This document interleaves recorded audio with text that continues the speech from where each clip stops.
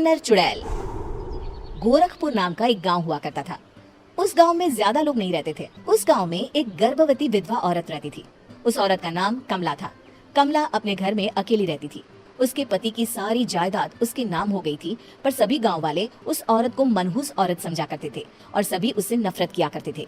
एक बार कमला राशन की दुकान पर खाने का सामान खरीदने जाती है। भैया जी, जरा 1 किलो दाल चावल देना। अरे हाय हाय हाय हाय हाय, अरे मनहूस औरत, मेरी दुकान में अपशुगन करवाने आ गई क्या? है? चल जा यहाँ से, मैं कुछ नहीं देने वाला तुझे। भाग भाग यहाँ से, चल जा निकल। भैया जी ऐसा मत कहिए, मैं गर्भवती हूँ, मुझे खाने की बहुत जरूरत है, मुझे खाना दे दीजिए। दुकानदार कमला को वहाँ से धक्के मारकर भगा देता है। तभी कमला रोते रोते उस गांव के किन्नरों के इलाके में आ जाती है। गांव वाले किन्नरों को उसी इलाके में रखा करते थे, क्योंकि वो लोग किन्नरों को पसंद नहीं करते थे और उनके इलाके में रहने से मना करते थे। तो किन्नरों ने उसी गांव में अपना एक इलाका बना लिया था। जब किन्नर लोग देखते हैं कि एक गर्भवती महिला रोते रोते उनके इलाके में आ गई है, तो सारे किन्नर कमला के पास जाकर उसका हाल पूछने लगते हैं। क्या हुआ बहन, तुम्हारी गर्भवती अवस्था में इतनी बुरी हालत कैसे है? तुम रो क्यों रही हो? तुम डरो मत, हम तुम्हें कोई नुकसान नहीं पहुंचाएंगे। तुम शांत होकर सब बताओ कि हुआ क्या है। मैं कमला हूँ, मैं गांव के दूसरे इलाके से आई हूँ। 2 महीने पहले ही मेरे पति की मौत हुई है। मुझे गांव के लोग मनहूस मानते हैं, क्योंकि मैं विधवा हूँ और गर्भवती भी। वहाँ के लोग मुझे खाने के लिए कुछ बेचने के लिए भी तैयार नहीं, जिससे मेरा गुजारा नहीं हो रहा था। कोई बात नहीं कमला, हम तुम्हारा ख्याल रखेंगे। किन्नर लोग कमला को एक खाली घर में रहने के लिए जगह दे देते हैं और उसकी देखभाल भी करते हैं। कुछ ही महीने बाद कमला अपने बच्चे को जन्म देती है, पर अफसोस कमला बच्चे को जन्म देते ही अपनी जान गंवा देती है। जब सब किन्नर बच्चे को देखते हैं तो बहुत खुश हो जाते हैं, क्योंकि वो बच्चा भी किन्नर ही था। कमला ने एक किन्नर बच्चे को जन्म दिया था। अब इस बच्चे की देखभाल कौन करेगा? हम तो इस बच्चे को गांव के दूसरे इलाके में भी नहीं भेज सकते।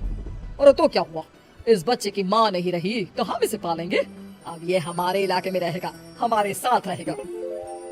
फिर वो किन्नर उस किन्नर बच्चे को गोद ले लेते हैं, उसका नामकरण कराते हैं। उस किन्नर बच्चे का नाम शक्ति रखा जाता है। देखते ही देखते शक्ति बड़ी होने लगती है। उसके रंग रूप बहुत सुंदर थे। वो बहुत सुंदर किन्नर दिखती है।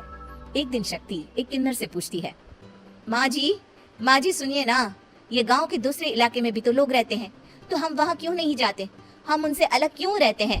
शक्ति, क्योंकि वो लोग हमारे जैसे नहीं, वो लोग हमें पसंद नहीं करते, इसीलिए हम उनसे अलग रहते हैं। क्यों? वो हमें क्यों पसंद नहीं करते? मुझे एक बार उस इलाके में जाना है, मैं एक बार वहाँ जाकर घूम कर आऊँ। शक्ति, खबरदार, जो तो उस इलाके में कभी भी गई तो अपनी जान नहीं गंवाना चाहती तो उस इलाके में कभी कदम भी नहीं रखेगी, समझी? इतना कहकर वो किन्नर वहाँ से चली जाती है। शक्ति उस किन्नर की बात सुनकर बहुत रोती है। माँ जी ऐसा कैसे कह सकती है? उन्होंने इतनी सी बात के लिए मुझे इतना डांटा। अब तो मैं उस इलाके में जरूर जाऊंगी। फिर एक दिन शक्ति गांव के दूसरे इलाके में चुपके से जाती है। ये लोग तो हमारे जैसे ही इंसान हैं, तो ये हमसे नफरत क्यों करते हैं? जब शक्ति उस इलाके में पहुंचती है तो गांव के सारे आदमी उसके रूप से मोहित हो जाते हैं। वो लोग ये अंदाजा नहीं लगा पाते कि वो किन्नर है। शक्ति की सुंदरता देखकर सारे गांव वाले उसकी तारीफ करने लगते हैं। तभी गांव का चक्कर लगाने गांव के जमींदार का बेटा हर्ष वहां पहुंचता है। हर्ष भी दिखने में बहुत सुंदर होता है। जब हर्ष ने शक्ति को देखा तो वो भी उससे मोहित हो गया, और जब शक्ति की नजर हर्ष पर पड़ी तो वो हर्ष को देखकर मोहित हो गई। आपको पहले कभी इस गांव में देखा नहीं। इस गांव में आप नए हैं क्या? जी नहीं, वो मैं बस। तभी शक्ति बोलते बोलते रुक जाती है और मन में सोचने लगती है, अगर मैंने इनको बता दिया कि मैं दूसरे इलाके से आई हूँ तो वो समझ जाएंगे कि मैं किन्नर हूँ, इसलिए मुझे इनसे झूठ ही बोलना पड़ेगा। शक्ति हर्ष को कहती है, जी हाँ, मैं इस गांव में नई आई हूँ, यहाँ अकेली रहती हूँ। वैसे आप कौन है?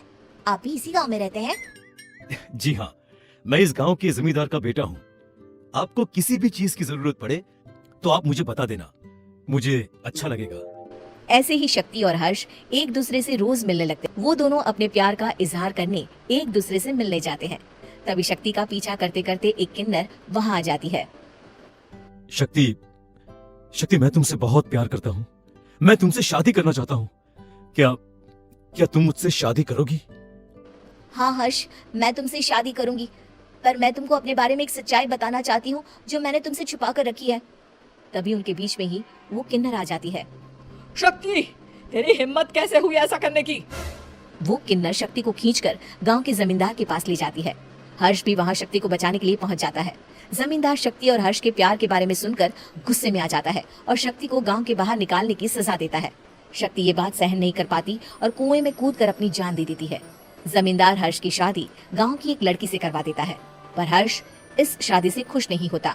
शक्ति अपना बदला लेने के लिए मरने के बाद किन्नर चुड़ैल बन जाती है। अब मैं इन गाँव वालों को नहीं छोड़ूंगी, अब इनसे मैं अपने प्यार का बदला लूंगी। किन्नर चुड़ैल गांव वालों को परेशान करना शुरू कर देती है। एक बार वो रात को गांव के खेतों में पहुंच जाती है और वहां आग लगा देती है। सारी फसल जल के राख हो जाती है। जब एक आदमी रात को उठकर देखता है कि खेत में आग लग गई है तो वो वहां पहुंच जाता है।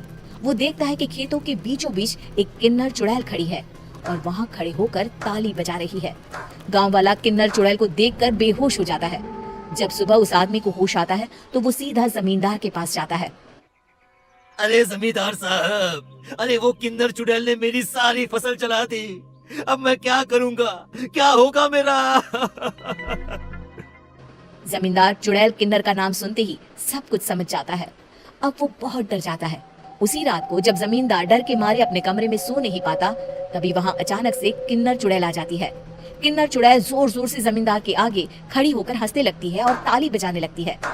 जमींदार उस डरावनी किन्नर चुड़ैल को देखकर बहुत डर जाता है।